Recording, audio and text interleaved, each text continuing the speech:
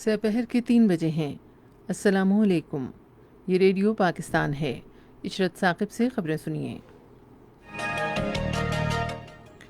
وزیر تعلیم نے کہا ہے کہ تعلیمی اداروں کو دوبارہ کھولنے کے حوالے سے حتمی فیصلہ اگلے ماہ کی 7 تاریخ کو باہمی اتفاق سے کیا جائے گا۔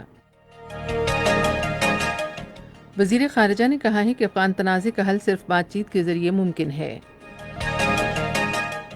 پاکستان نے عالمی برادری کو ایک بار پھر خبردار کیا ہے کہ وہ علاقے میں امن و سلامتی سے متعلق بھارت کے جارحانہ اور غیر ذمہ دارانہ حرکات کے خطرناک نتائج کی سنوائی کرے۔ وزیر اعظم کے معاون خصوصی برائے خزانہ نے کہا ہے کہ روز بیلٹ ہوٹل کے معاملے کو شفاف انداز میں ملکی مفاد کے مطابق حل کیا جائے گا۔ ایک آزاد امریکی ادارے کمیٹی ٹو پروٹیکٹ جرنلسٹ نے بھارت سے کہا ہے کہ وہ غیر قانونی زیر قبضہ جموں و کشمیر کی مختلف جیلوں میں زیر حراست صحافیوں کو فوری طور پر رہا کرے۔ پاکستان اور انگلینڈ کے درمیان پہلا T20 میچ کل مانچسٹر میں کھیلا جائے گا۔ خبروں کی تفصیل۔ وزیر تعلیم شفقت محمود نے کہا ہے کہ تعلیمی اداروں کو دوبارہ کھولنے کے حوالے سے حتمی فیصلہ اگلے ماہ کی 7 تاریخ کو باہمی اتفاق سے کیا جائے گا۔ وہ آج اسلام آباد میں قومی کمانڈ اینڈ آپریشن سینٹر میں ایک اجلاس سے خطاب کر رہے تھے۔ NCOC نے اس بات پر زور دیا ہے کہ تعلیمی اداروں کو کورونا کے قواعد و ضوابط پر عمل درآمد اور حتمی فیصلے سے پہلے تیار ہونے کو یقینی بنانا چاہیے۔ فورم نے تعلیمی اداروں کو دوبارہ کھولنے کے حوالے سے ایک حکمت عملی تشکیل دینے کا مشورہ دیا ہے۔ کہا جا رہا ہے کہ ادارے ٹاپ اینڈ باٹم اپروچ کے تحت کھولے جائیں گے، جس کی مد میں اسکولوں سے پہلے یونیورسٹیاں کھولی جائیں گی۔ NCOC نے تجویز دی کہ مختلف تعلیمی اداروں میں سرگرمیوں کو کم کر کے ان کے اوقات کار میں تبدیلی کی جائے تاکہ زیادہ سے زیادہ افراد ایک جگہ جمع نہ ہوں۔ فورم نے شرکاء کو یہ بتایا کہ ٹریکنگ، ٹریسنگ اور ٹیسٹنگ کے ذریعے وبا کے پھیلاؤ میں کمی کی جا سکتی ہے۔ اس سلسلے میں ایسے طلبہ اور اساتذہ جن میں بیماری کی علامات ظاہر ہوں کا بروقت ٹیسٹ کیا جائے۔ چاروں صوبوں آزاد کشمیر اور گلگت بلتستان نے NCOC کو اپنے اپنے صوبوں میں کیے جانے والے اقدامات کے بارے میں بتایا، جن میں وبا کے بارے میں مختلف تعلیمی اداروں میں آگاہی اور اساتذہ کی تربیت شامل ہے۔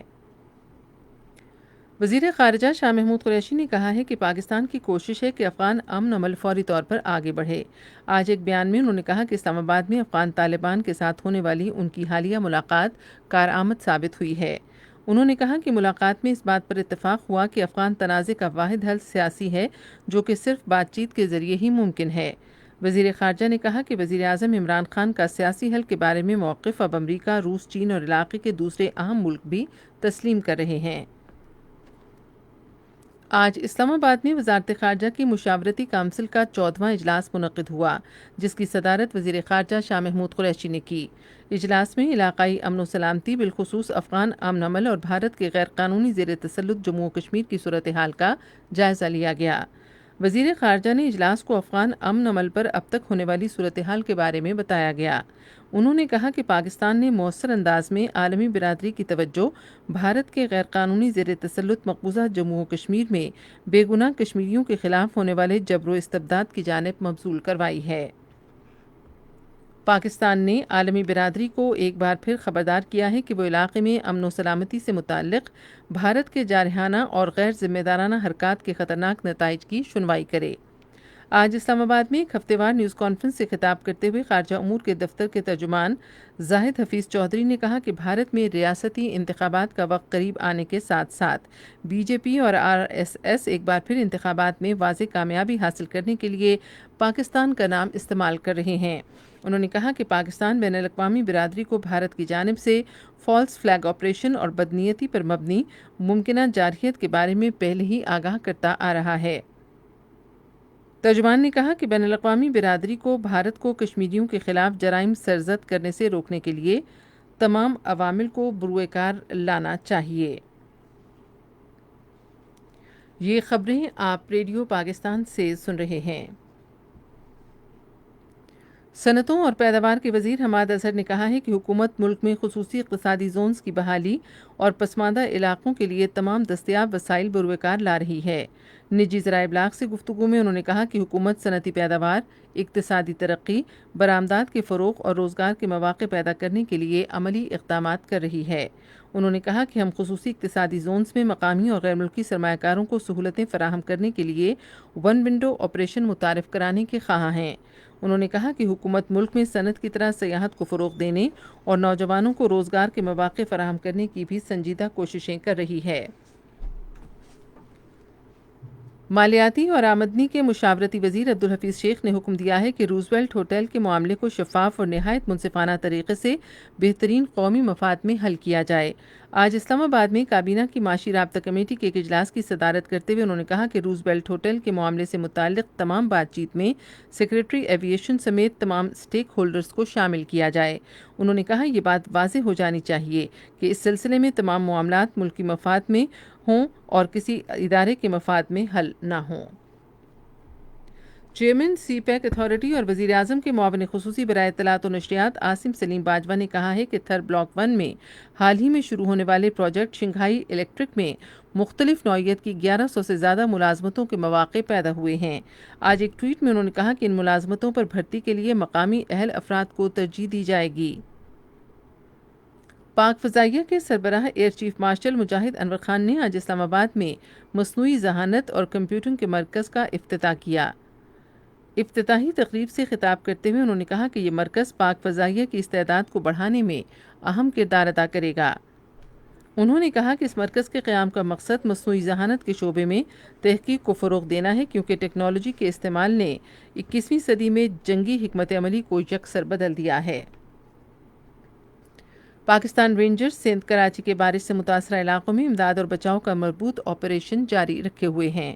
رینجرز کے ترجمان کے مطابق ریسکیو اور امدادی کام کو تیزی سے جاری رکھنے کے لیے رینجرز نے الگ ٹیمیں تشکیل دی ہیں، جبکہ کسی بھی قسم کی ہنگامی صورتحال سے نمٹنے کے لیے مختلف علاقوں میں مخصوص ٹیمیں بھی موجود ہیں۔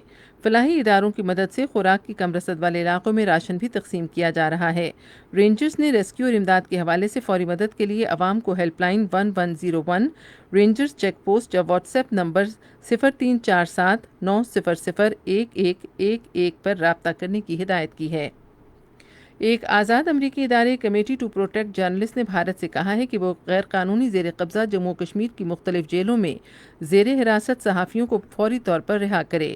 یہ مطالبہ کمیٹی کی طرف سے بھارتی وزیر اعظم نریندر مودی کو کشمیری صحافی آصف سلطان کی رہائی کے لیے لکھے گئے خط میں کیا گیا۔ افغانستان کے شمالی صوبے پروان میں طالبان کے حملے میں ایک سپاہی سمیت 5 افراد ہلاک ہو گئے۔ پاکستان اور انگلینڈ کے درمیان پہلا T20 میچ کل مانچسٹر میں کھیلا جائے گا۔ اور اب موسم کی صورتحال کے لیے محکمہ موسمیات کے نمائندے کی رپورٹ۔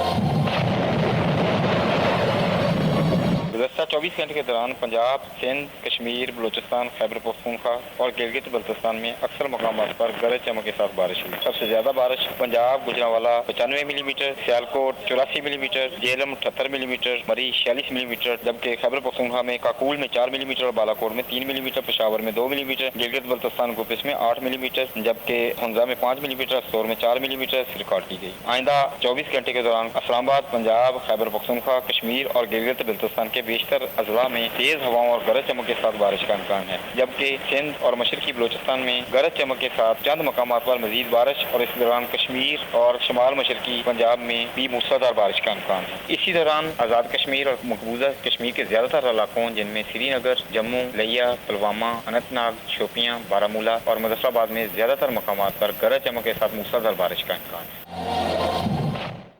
اہم خبروں کا خلاصہ ایک بار پھر سن لیجیے۔ وزیر تعلیم نے کہا ہے کہ تعلیمی اداروں کو دوبارہ کھولنے کے حوالے سے حتمی فیصلہ اگلے ماہ کی 7 تاریخ کو باہمی اتفاق سے کیا جائے گا۔ وزیر خارجہ نے کہا ہے کہ افغان تنازع کا حل صرف بات چیت کے ذریعے ہی ممکن ہے۔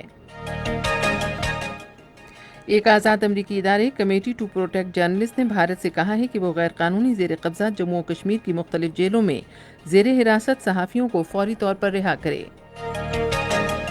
خبریں ختم ہوئیں۔ مزید خبروں اور تجزیوں کے لیے ہماری ویب سائٹ ہے radio.gov.pk اور آپ فیس بک کے link radio Pakistan news official پر براہ راست ویڈیو سٹریمنگ بھی ملاحظہ کر سکتے ہیں۔